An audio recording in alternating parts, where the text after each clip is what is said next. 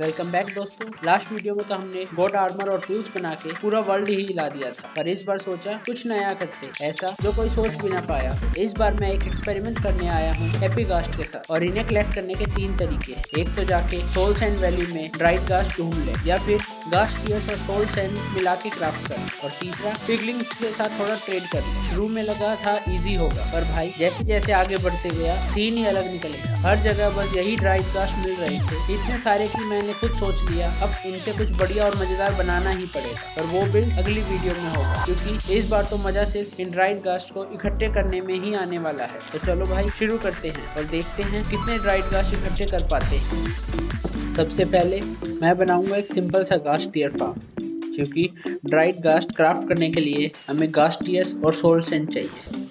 मैं चाहता तो नेदर के सोल सैंड वैली में जाके डायरेक्टली ड्राइड घास्ट ढूंढ सकता था, लेकिन भाई वो प्रोसेस इतना स्लो है कि एक स्टैक के लिए पूरा साल निकल जाएगा। तो बेटर है अपना ब्रेन यूज़ करके फार्म बना लेता हूँ। इस फार्म के लिए ज़्यादा मटेरियल्स भी नहीं चाहिए, मोस्टली सब मेरे पास थे, बस थोड़े स्नो ब्लॉक्स और मैग्मा ब्लॉक्स कलेक्ट करने थे। तो मैं निकल गया नियर बाय माउंटेन्स की तरफ स्नो लेने, और ऑब्वियसली रात होते ही मॉब्स आ गए। इतने इरिटेटिंग होते हैं ये मॉब्स, मुझे मार तो सकते नहीं, बस टाइम वेस्ट करते हैं। थोड़ा नेदर ट्रिप मार के मैग्मा ब्लॉक्स भी ले आया, और अब मेरे पास सारे मटेरियल्स रेडी थे। तो चलो बिल्डिंग टाइम। मैं नेदर रूफ के ऊपर सोल सैंड वैली में गया और फार्म बनाना स्टार्ट किया। फार्म बनाना इजी था, पर एक प्रॉब्लम थी, ये फार्म बहुत स्लो है। फिर भी टेस्ट करते हैं सोच के 20-25 मिनट AFK किया, और रिजल्ट बस 3 घास्ट टीयर। मतलब इस स्पीड पे तो एक स्टैक ड्राइड घास्ट लेने में पूरा साल लग जाएगा। तो भाई क्लियरली ये प्लान भी कैंसिल। बट वीडियो यहीं ख़त्म नहीं होती। नेक्स्ट स्टेप एक पिगलिन वाटरिंग फार्म। हाँ भाई, मोजैंग ने कुछ ऐसा कर दिया है कि पिगलिन सब ड्राइड घास्ट भी ट्रेड करते हैं इन एक्सचेंज फॉर गोल्ड। सो ये आइडिया परफेक्ट है अनलिमिटेड ड्राइड घास्ट के लिए। मैंने सारे मटेरियल्स इकट्ठे किए, बस एक प्रॉब्लम थी, नेम टैग्स, और एमरल्ड्स भी ख़त्म थे। सब कुछ तो गॉड आर्मर और टूल्स बनाते वक्त उड़ा दिया था। तो अब विलेजेस के साथ ट्रेडिंग स्टार्ट करी, फिर से रेड फार्म यूज़ किया, hero of the village effect ले लिया ताकि डिस्काउंट्स मिल जाए और इजीली नेम टैग्स ट्रेड कर सकूं। ऑल्सो हाँ भाई, अगर आप यहाँ तक वीडियो देख रहे हो तो प्लीज़ सब्सक्राइब कर दो यार, सपोर्ट मिलता रहेगा। सारे मटेरियल्स रेडी करने के बाद मैं वापस नेदर रूफ पे गया और गोल्ड फार्म के पास ही वाटरिंग फार्म बिल्ड करना स्टार्ट कर दिया, क्योंकि फ्यूचर में मैं दोनों फार्म्स को कनेक्ट करके ऑटोमेट करने वाला हूँ।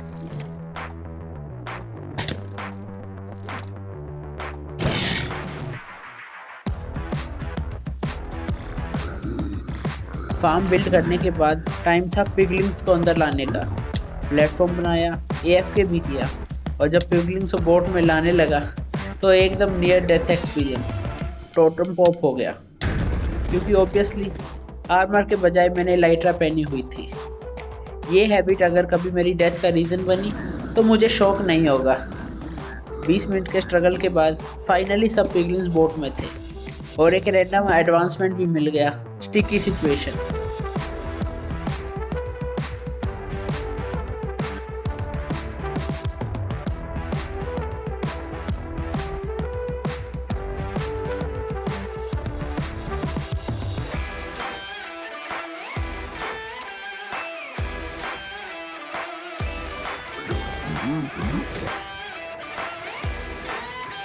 उसके बाद सबको फार्म के अंदर शिफ्ट किया, और finally piglin watering farm complete हो गया। अब बस एक चीज़ बची थी, गोल्ड। तो मैं गया गोल्ड फार्म पे AFK होने, और फिर पिगलिन्स के साथ ट्रेडिंग स्टार्ट की, और गेस व्हाट, फार्म परफेक्टली काम कर रहा था। After completing the piglin watering farm मैं वापस ओवरवर्ल्ड आया, क्योंकि अब मुझे एक बीकन चाहिए था। अगर मैं लॉन्ग AFK सेशंस करने वाला तो हंसते हंसते बीकन लगाना तो बनता ही है। मेरे पास ऑलरेडी अनलिमिटेड आयरन है, बस प्रॉब्लम यही थी कि मेरे पास एक ही बीकन था। बट टेंशन मत लो, नेक्स्ट वीडियो में एक विदर स्केलेटन फार्म बनाने वाला हूँ और उसके बाद तो बीकन्स भी अनलिमिटेड मिलेंगे। हाँ, थोड़ा सा स्पॉइलर दे दिया, पर छोटा सा ही। फाइनली बीकन सेटअप करके स्पॉन प्रूफिंग भी कर ली और फिर मैं गया गोल्ड फार्म पर एएफके करने। 30 मिनट तक एएफके करने के बाद हाफ स्टैक से ज्यादा गोल्ड ब्लॉक्स भी मिल गए।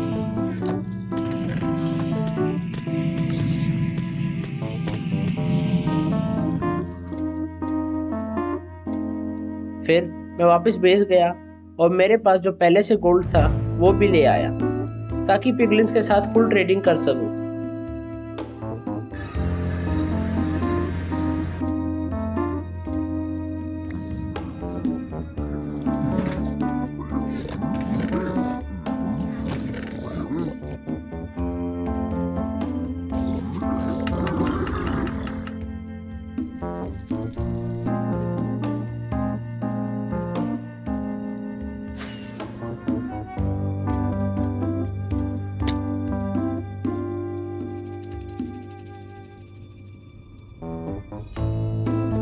सब कुछ सही चल रहा था, लेकिन जब सेकंड राउंड एएफके किया ना तो गोल्ड फार्म की स्टोरेज ही फुल हो गई।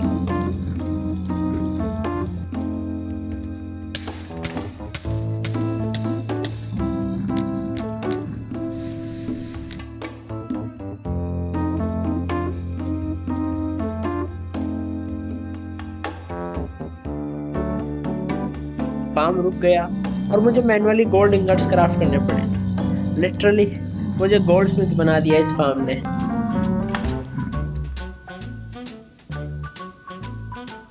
फिर से एएफके किया और इस बार प्लान क्लियर था।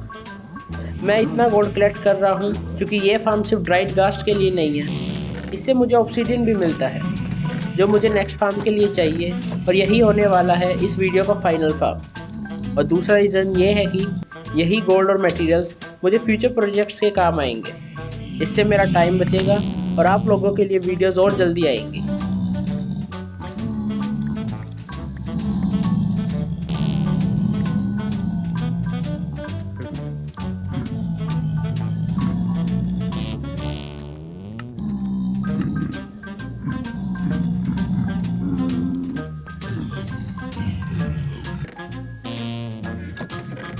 तो सारा गोल्ड पिगलिन्स के साथ ट्रेड करने के बाद मैं वापस बेस गया और नेक्स्ट फार्म के मटेरियल्स रेडी करने लगा। एक घास्ट टियर फार्म जो पहले वाले से बड़ा और ज़्यादा पावरफुल होगा। और हाँ, वो पहला फार्म वो तो बस वीडियो का रन टाइम बढ़ाने के लिए था। फुल वेस्ट ऑफ टाइम, पर चलो कंटेंट तो मिल ही गया। हेलो, सब्सक्राइब प्लीज़, बस थोड़ा सा मोटिवेशन मिल जाए, नेक्स्ट वीडियो और तेज आएगी।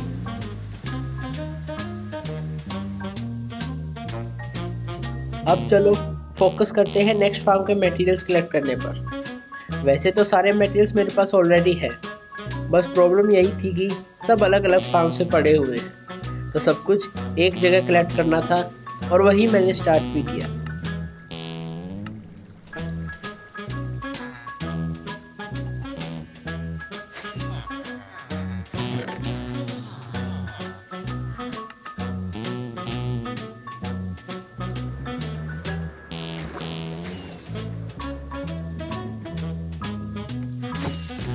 लेकिन कलेक्टिंग करते टाइम मुझे एक चीज़ चाहिए थी, एक स्टैक फ्लिंट का। और तब रियलाइज़ हुआ जब मैंने गॉड टूल्स और आर्मर बनाए थे, मैंने हर एक शवल पर सिल्क टच ही लगा दिया। अब फॉर्चून शवल कहाँ से लाऊं? तो एक नई शवल क्राफ्ट करी, एन्चेंटमेंट्स लगाए और काम खत्म, इजी।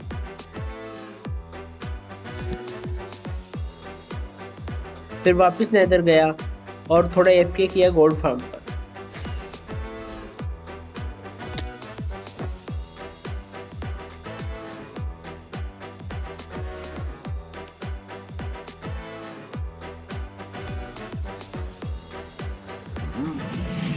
लेकिन ऑब्वियसली मेरे स्टोरेज ने फिर से ड्रामा शुरू कर दिया। पता नहीं क्या प्रॉब्लम है इस फार्म के साथ, हर बार कुछ ना कुछ गड़बड़ हो ही जाती है।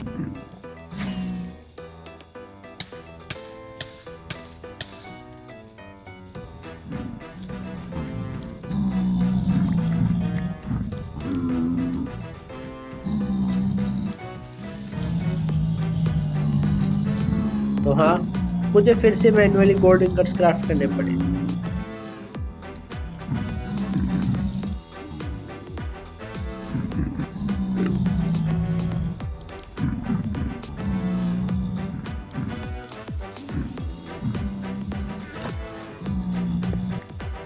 उसके बाद फॉर्चून शवल से जल्दी से एक स्टैक फ्लिंट ले लिया। और भाई, ये वाटरिंग फार्म तो कमाल कर रहा है। इतना सारा मटेरियल मिल रहा है कि स्टोरेज संभालना मुश्किल हो रहा है। अब बस थोड़ा सा ऑक्सीजन चाहिए था। तो गैस करो क्या टाइम हुआ है।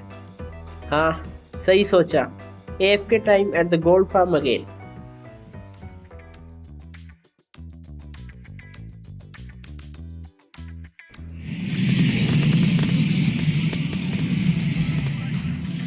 थोड़ा और AFK किया, स्टोरेज चेक किया। इस बार सब सही काम कर रहा था।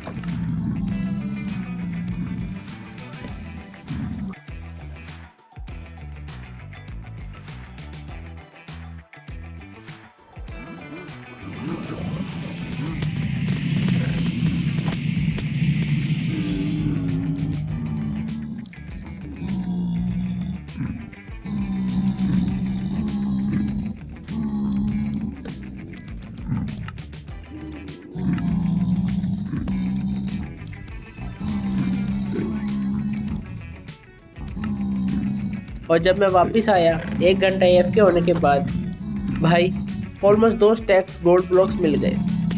अब बस पिगलिन्स के साथ ट्रेडिंग स्टार्ट करनी थी।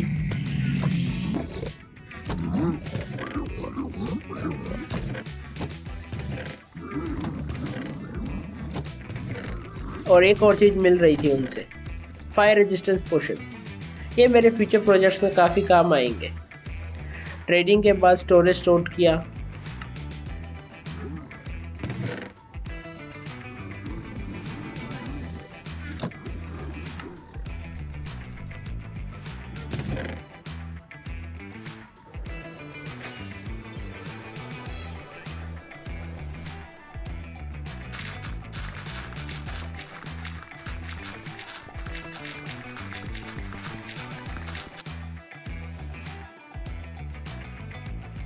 और गास्टियर फार्म के लिए कुछ स्कार्फ फोल्डिंग कलेक्ट किया।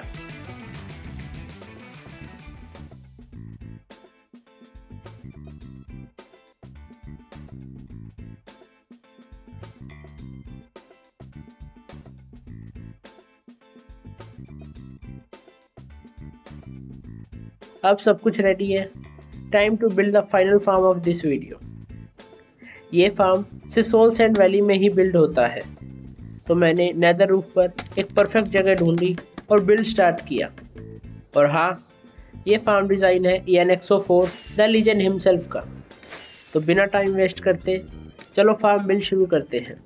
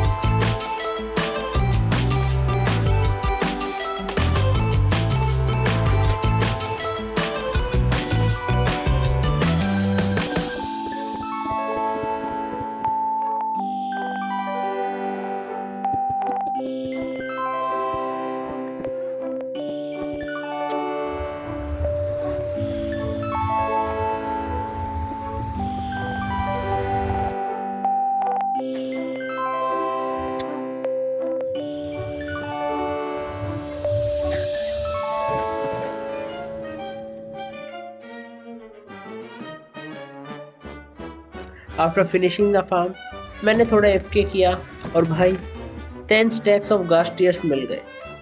फाइनली अब हम क्राफ्ट कर सकते हैं अनलिमिटेड ड्राइड घास। साथ ही मिल गया बहुत सारा गन पाउडर भी, तो मैंने रॉकेट्स भी बना लिए।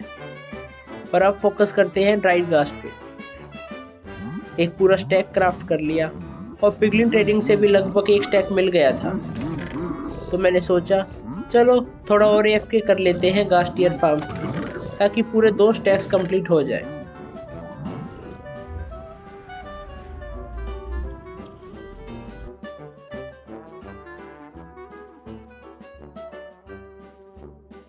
और फाइनली हमारे पास है 128 हैप्पी घास्ट।